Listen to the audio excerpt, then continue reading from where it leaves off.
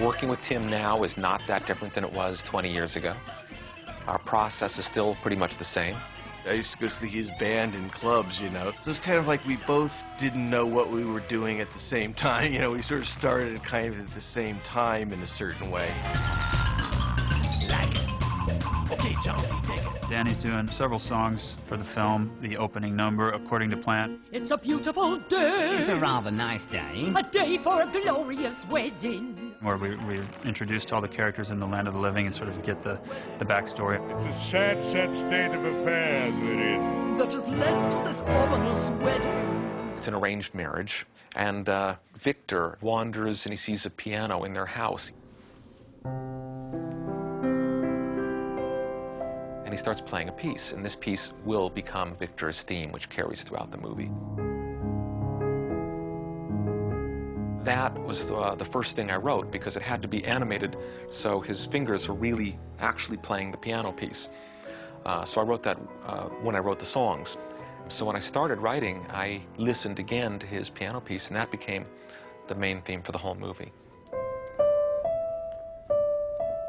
So when he's having his moment with the corpse bride, where he thinks Victoria's gone off and married another man, he says, maybe, you know, you are a good person, and I do like you, and sure, what the heck. And I'm playing, again, his piano theme in their moment between them.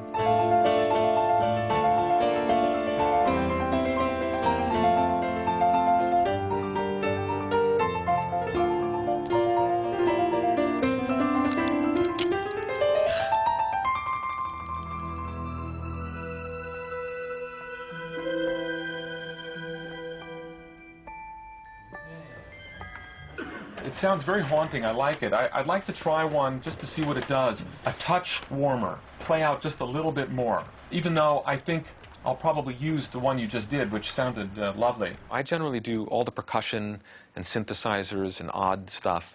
I record myself, and I'll take that in with me. In The Corpse Bride, there's a lot of harpsichords and organs and things like that. Those will play along with the orchestra. When I record orchestra, I just want to record orchestra. I don't want to record anything odd or unusual or difficult to mic or something where I'm going to have to spend time tweaking the sound. I prefer to find those sounds, play it myself, and then take the parts in. Really, it's just like, it's very subtle performance things. We're just going to get a few moments are very light and tricky. I'm trying to musically tell a story whenever I score a film.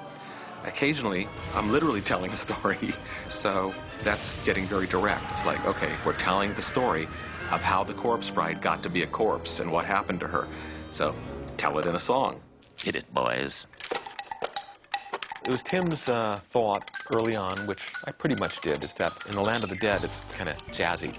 In fact, Bone Jangles song is, in fact, like a 1930s Cab Calloway song. I'll tell you a story, make a skeleton cry of our own jubiliciously lovely corpse bride. Remains of the Day, the Bone Jangle song, I intended it for a gruffer voice.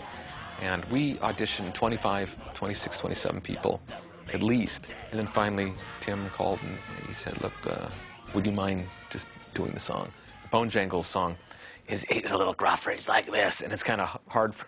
It was really brutal. Now when she opened her eyes, she was dead as dust. Her jewels were missing and her heart was bust. I had to make changes 3 times. Every time I did Bone Jangles, I was hoarse for the rest of the day. Part of a composer's work is coming up with music, but a big part of our work is getting inside the director's head and understanding what's going to make them respond. There in the shadows, was it the man? The little heartbeat so loud. And then... Working with the songs with Tim is always fun. You're just telling a story and putting music to it. He is definitely going back to his roots with those songs. Yeah.